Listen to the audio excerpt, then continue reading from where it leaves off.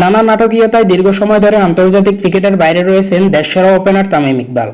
2023-এর one day বিশ্বকাপের আগে শেষ ম্যাচ খেলেছিলেন জাতীয় দলের হয়ে। এরপর আর জাতীয় দলের জার্সিতে দেখা যায়নি তাকে। যদিও নানান সময় গুঞ্জন উঠেছিল যে টি-20 বিশ্বকাপ দিয়ে আন্তর্জাতিক ক্রিকেটে ফিরবেন তামিম, তবে সেটাও হয়ে ওঠেনি। টি-20 বিশ্বকাপের পর আসন্ন চ্যাম্পিয়ন্স ট্রফিতে খেলবেন এমন একটি গুঞ্জনও উঠেছিল। তবে বর্তমানে একটি গুঞ্জন চারিদিকে ছড়িয়ে পড়েছে যে বিসিবির বোর্ড পরিচালক হতে যাচ্ছেন তামিম ইকবাল। আর তামিম বিসিবির পরিচালক হয়ে গেলে কোনো দেশের হয়ে মাঠের ক্রিকেটে খেলবেন না। এতে আশাহত হয়েছে তামিমের ভক্তরা, তবে এখনো কিছুটা আশা দেখা দিয়েছে। আবার গুঞ্জন উঠেছে ক্রীড়া উপদেষ্টা আসিফ মাহমুদের চাওয়াতে চ্যাম্পিয়ন্স ট্রফিতে খেলতে পারেন তামিম ইকবাল। আবার এই গুঞ্জনের পালায় হাওয়া দিচ্ছেন প্রধান উপদেষ্টা ডক্টর ইউনূস।